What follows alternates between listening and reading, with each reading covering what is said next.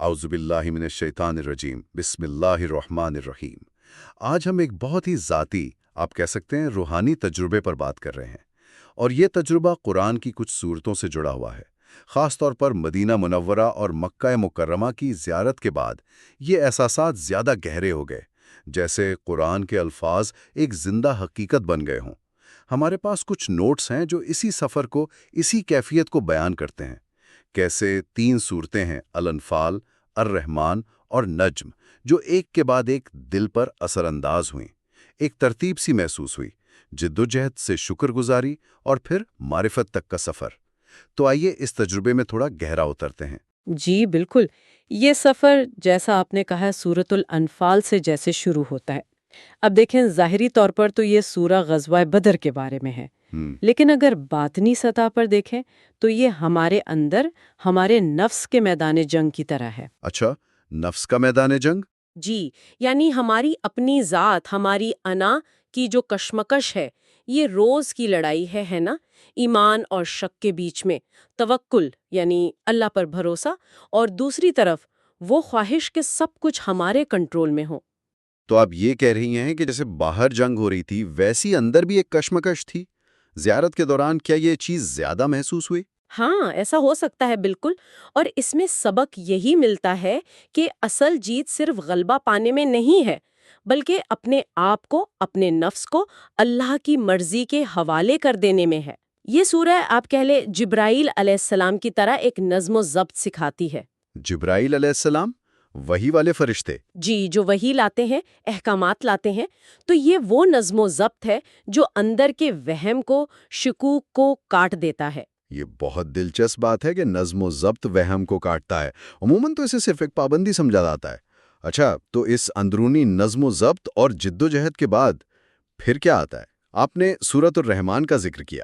جی بالکل، اس جدوجہد کے بعد، یا شاید اس کے ساتھ ساتھ ہی، رحمت کا، شکر گزاری کا ایک مرحلہ آتا ہے، سورۃ الرحمن، اور اس میں وہ آیت بار بار آتی ہے، فَبِأَيِّ آلَاءِ رَبِّكُمَا تُكَذِّبَانِ، تم اپنے رب کی کون کون سی نعمتوں کو جھٹلاؤ گے؟ جی، وہ تو جیسے پوری سورہ کا ایک ریفرین ہے۔ بالکل، اور یہ صرف سوال نہیں ہے، یہ ایک طرح سے شکر گزاری کی دھن ہے جو ہر چیز میں گونج رہی ہے۔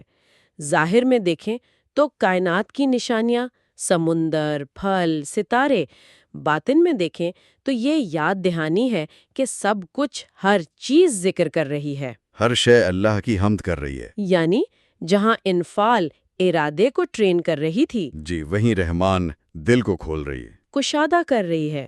یہ ایسے ہے جیسے میکائیل علیہ السلام کی رحمت جو رزق اور بارش لاتے ہیں، یہ باطن کے باغ کو سیراب کرتی ہے۔ سبحان اللہ، یعنی کائناتی شکر کا پیغام دے رہی ہے۔ اچھا، تو انفال کی تربیت ہو گئی، رحمان کی نرمی آ گئی، پھر سورۃ النجم، والنجم اذا ہوا، قسم ہے ستارے کی، اس میں کیا خاص بات ہے؟ دیکھیں، تربیت اور پھر دل کی نرمی کے بعد اب جیسے پردہ اٹھنے کا مرحلہ ہے، حقیقت کے نظر آنے کا۔ یہ سورہ نبی اکرم صلی اللہ علیہ وآلہ وسلم کے سفر معراج کے بالکل ابتدائی بیانات میں سے ہے۔ یہ وہ مقام ہے جہاں دل وہ دیکھتا ہے جو وہم سے، گمان سے بالکل پاک ہوتا ہے۔ قرآن کہتا ہے، مَا کَذَبَ الْفُؤَادُ مَا رَأَىٰ، دل نے جھوٹ نہیں بولا جو اس نے دیکھا۔ تو گویا یہ مشاہدے کا مقام ہے۔ جی، روحانی طور پر یہ روح کا عروج ہے، جدائی سے وصال تک کا سفر، صرف جاننے سے آگے بڑھ کر دیکھنے، مشاہدہ کرنے تک کا سفر۔ تو یہ ایک واضح ترتیب سی بن گئی، انفال، ارادے کا نظم و ضبط، پھر الرحمن، دل کا کھلنا، شکر، اور پھر النجم، بصیرت، مشاہدہ۔ کیا یہ زیارت کے دوران اسی طرح محسوس ہوا تھا، ایک کے بعد ایک؟ بالکل، ایک تدریجی عمل کی طرح، جدوجہد سے خوبصورتی کا احساس اور پھر حقیقت کا ادراک۔ اسے فرشتوں کے حوالے سے سمجھیں تو جبرائیل کے نظم و ضبط سے میکائیل کی رحمت تک، اور پھر بیداری کی پکار ہے کہ ارے تم تو پہلے ہی وہیں ہو، اس بارگاہ میں جس کی تمہیں تلاش تھی۔ اچھا، یعنی منزل پر پہنچنے کا احساس؟ یا یہ احساس کہ وہ روشنی، وہ نور تو پہلے ہی دل میں ہے۔ سوال یہ ہے کہ کیا اس پر بھروسہ کیا جا سکتا ہے؟ یہ واقعی بہت گہری بات ہے، اور یہ صرف کسی ایک شخص کا سفر نہیں لگتا۔ شاید ہم سب زندگی میں ان مراحل سے گزرتے ہیں، کبھی وہ جدوجہد کا دور ہوتا ہے، کبھی اچانک رحمت اور شکر کا احساس گھیر لیتا ہے، اور کبھی وہ ستارہ، وہ نجم جو ابھی پوری طرح نکلا نہیں پر اندر اس کی روشنی محسوس ہوتی ہے نا؟ بالکل۔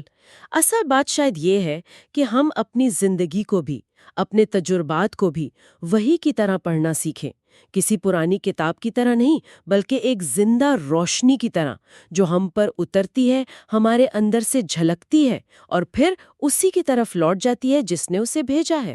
تو آخر میں ہمارے سننے والوں کے لیے سوچنے کی بات یہ ہو سکتی ہے کہ اس وقت ہماری اپنی زندگی میں ان تین کیفیات میں سے، یعنی جدوجہد والی انفعال، یا شکر اور رحمت والی رحمان، یا پھر وہ بصیرت اور مشاہدے والی نجم، کون سی کیفیت زیادہ محسوس ہو رہی ہے؟ جی، اور اس کیفیت میں ہمارے لیے کیا خاص پیغام چھپا ہے، کیا سبق ہے،